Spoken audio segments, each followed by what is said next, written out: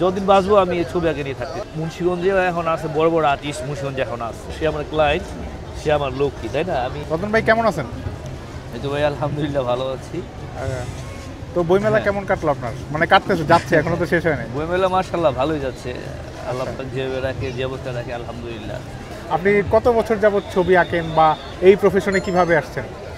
ছবি আঁকি তো 16, 17, 18, আমি 2007 থেকে শুরু করেছি ছবি আঁকা। মূলত আমি ছোটোবেলা থেকে ছবি আঁকতাম, তো ছোটোবেলা থেকে নিজে নিজে ছবি আঁকতাম। আর্ট স্কুলে আমি ভর্তি হইনি, যেমন অনেক এখনকার বাচ্চারা আমি দেখি সবাই আর্ট স্কুলে যায়, গিয়ে শিখে, বাবা মা ভর্তি করিয়ে দেয়। কিন্তু আমার ভর্তি হওয়ার ইচ্ছে ছিল, আমি ভর্তি হতে পারিনি, ওরকম সুযোগ পাইনি। হ্যাঁ, তো আমি যখন ইন্টার পরীক্ষা দিলাম, পরীক্ষা দেওয়ার পরে আমি ইন্টার পরীক্ষা 2 বছর চলে গেছে, তারপরে আমি যেটা খোঁজ পাই, আমি যে বুলবুল ললিতকলা একাডেমি আছে, এখানে আমি ভর্তি হই। ভর্তি হওয়ার পরে এখান থেকে শিখি, তারপরে মজাটা পেয়ে যাই আমি খুব ভালোভাবে, যে ছবি আঁকার এত মজা। তো আমি পরে সিদ্ধান্ত নিই যে আমি আর্ট নিয়ে পড়াশোনা করব। তো দেন আমি যাই ঢাকা চারু কলেজে, আমি আর্ট কলেজে পড়বো, ঢাকা বিশ্ববিদ্যালয়ে পড়াশোনা করব। তো দুর্ভাগ্যের বিষয়, আমি সেখানে যেয়ে দেখি যে আমার রিয়াল লস, 2 বছর চলে গেছে ইন্টারের পরে। তো আমি তো সেখানে কমপ্লিট করতে পারবো না, ভর্তি হতে পারবো না। তো আমি পরে আরেকজনে আমার বলে যে আপনি যে ডিগ্রি করতে পারবেন, আপনি নানুর চারুকলায় ভর্তি হতে পারেন, ওখানে চলে যান। তো আমি ভাবলাম যে আমার বাড়ি মুন্সিগঞ্জ, পাশাপাশি নানুর চারুকলা, তো আমি ওইখান থেকে আমার ক্লাস করতে সুবিধা হবে। তো আমি ওইখানে ভর্তি হয়ে যাই, মাশাআল্লাহ আমার কাজ শুরু হয়ে যায় স্পিডলি, একদম টোটালি পুরো দমে আমি কাজ শুরু করে দিই। 3-4 বছর টানা একদম, মানে আমি এই খাওয়া দাওয়া আমার সব, ঘুমটো না, আমি রাতেও, আমার মনে আছে যে আমি রাতেও আউটডোরে কাজ করেছি আমি, বুঝতে পারছেন? মানে এইভাবেই আমার সময়টা আস্তে আস্তে অতিক্রম করি আমি। ছবি আঁকতে আপনার কীরকম ভালো লাগে? মানে আপনি এত বছর ধরে ছবি আঁকতেছেন, তারপরও এঁকে যাচ্ছেন, আর মানে আর কত বছর আঁকবেন যদি আমরা বলতে চাই? আসলে তো ছবি আঁকা ছাড়া তো আর কিছুই পারি না। হ্যাঁ, আসলে ছবি যারা আর্টিস্ট, মূলত যারা প্রকৃত আর্টিস্ট, এরা এই আঁকাকি ছাড়া আর কিছুই পারে না। মানে এখনকার মানুষ কিন্তু আল্লাহ তাআলা মানুষকে এক একটা গুণ দিয়ে দেয়, হয়তো আল্লাহ পাক আমার মধ্যে এটা দিয়ে দিয়েছে। আমি ছবি আঁকতে চাই, আর যতদিন বাঁচবো আমি এই ছবি আঁকে নিয়ে থাকতে চাই। হ্যাঁ, মুন্সিগঞ্জের লোকজন নিয়ে একটা ইয়া আছে, মুন্সিগঞ্জের লোকজন শুধু নাকি বিজনেস করে আর বিদেশ যায়। এই ক্রিয়েটিভ এই প্রফেশনে আপনি কিভাবে আসলেন মুন্সিগঞ্জের মানুষের? না, এই কথাটা আসলে ভুল। মুন্সিগঞ্জে এখন আছে বড় বড় আর্টিস্ট, মুন্সিগঞ্জে এখন আছে। হ্যাঁ, অনেক বড় বড় প্রতিভাবান শিল্পী মুন্সিগঞ্জে আছে, যেমন আব্দুল্লাহ ইসফার ছিল, তারপরে এখন আমাদের আরও রিকেবাদের ঢাকা বিশ্ববিদ্যালয়ের টিচার শহীদ কাজী আছে, তারপরে আরও অনেক বড় বড় আর্টিস্ট, আবু খায়ের ভাই আছে, একজন বড় বড় আর্টিস্ট মুন্সিগঞ্জে এখনও আছে। মুন্সিগঞ্জের মানে আসলে অন্যরকম একটা পিস বলতে গেলে, ঠিক আছে? তো ভাই তো এখানে স্কেচ করলেন, স্কেচ আর কি, এছাড়া আপনি আর কি করেন? এছাড়াও আমি মেলা বাদে আমি মুন্সিগঞ্জ চলে যাই, পার্মানেন্ট মুন্সিগঞ্জে থাকি। ওইখানে আমি মানে বাচ্চাদের টিচিং প্রফেশনে আমি, হ্যাঁ, বাচ্চার ড্রয়িং শিখাই। আমার বাসায়ও ব্যাচ করে, বাসায়ও পোলাপানা আসে।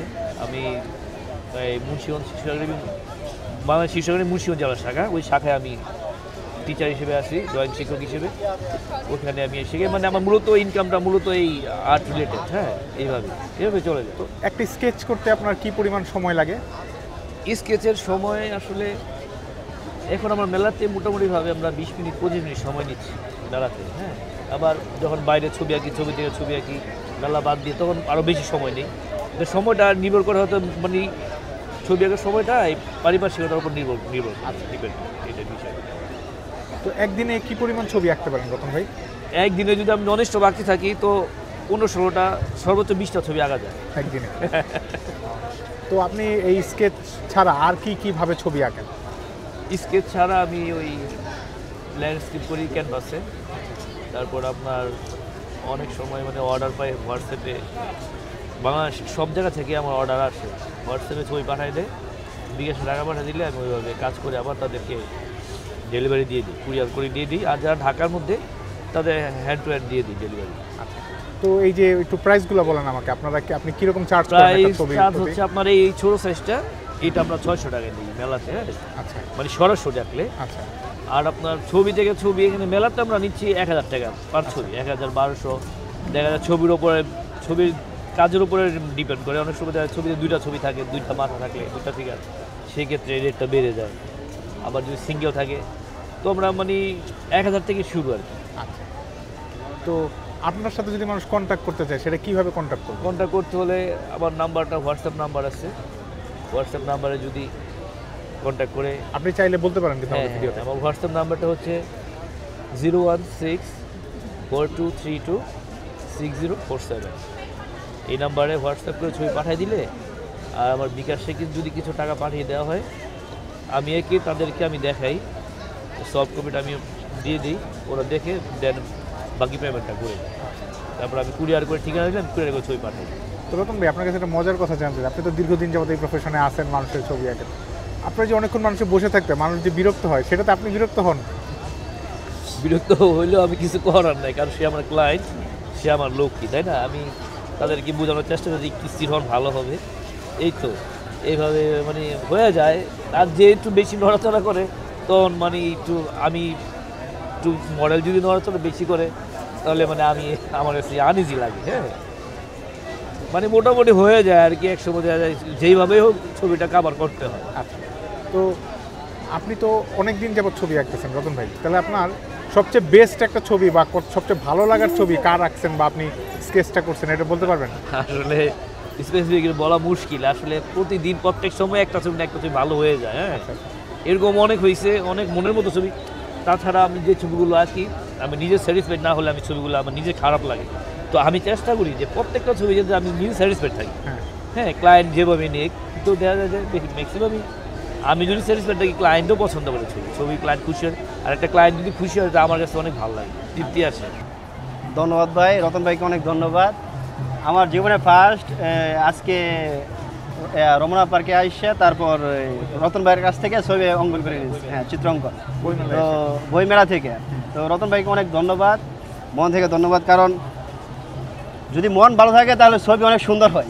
আচ্ছা, ঠিক আছে। আর রতন ভাই কিন্তু আসলে খুব অনেক ভালো মনের মানুষ, যার কারণে ছবিটাও কিন্তু দেখেন খুব সুন্দর হয়েছে। সেম দেখেন, হ্যাঁ হুবহু মাশাআল্লাহ। আচ্ছা, তো আপনার কাছে যেটা জানতে চাই, তো বইমেলায় এসে তো মানুষ বই কিনে, হ্যাঁ, তো আপনি কেন? না, আমিও একটা বই কিনছি। হ্যাঁ, বই না, না, কিনছি। আমি বলি শেষ করি।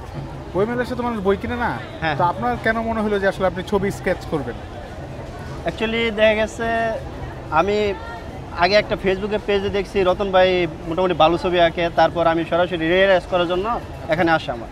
তো আইসা দেখলাম, দেখেন আপনারা নিশ্চয় কিন্তু দেখা কত সুন্দর ছবি তুলছে, মানে ফটোগ্রাফার মনে হয় ফিল করবে ওনার সাথে। তারপর তো আপনি রতন ভাইকে অনেক ধন্যবাদ। রতন ভাই যে স্কেচ করছে এটা আপনি স্যাটিসফাইড? হ্যাঁ। আচ্ছা, আপনি কোত্থেকে আসছেন? আমার বাসা হচ্ছে গাজীপুর, আমি থাকি মিরপুর 2 নম্বরে। আচ্ছা, তো মিরপুর 2 নম্বর থেকে এখানে এসে আপনি হ্যাঁ, কি রতন মিরপুর ভাই 2 নম্বর থেকে এখান থেকে এখানে রতন ভাই থেকে আঁকাবেন ওই উদ্দেশ্য করেই কি আসছেন? হ্যাঁ, হ্যাঁ, হ্যাঁ, তাই আমার উদ্দেশ্য ছিল বই কিনা তারপর ছবি অঙ্কন করা। চলুন। আচ্ছা, ঠিক আছে, কি বই কিনলেন? আমি কিনছি পদ্মাচা প্রথম খণ্ড। আচ্ছা, ঠিক আছে ভাই, ওকে, থ্যাংক ইউ। থ্যাংক ইউ, আসসালামু আলাইকুম। ডান।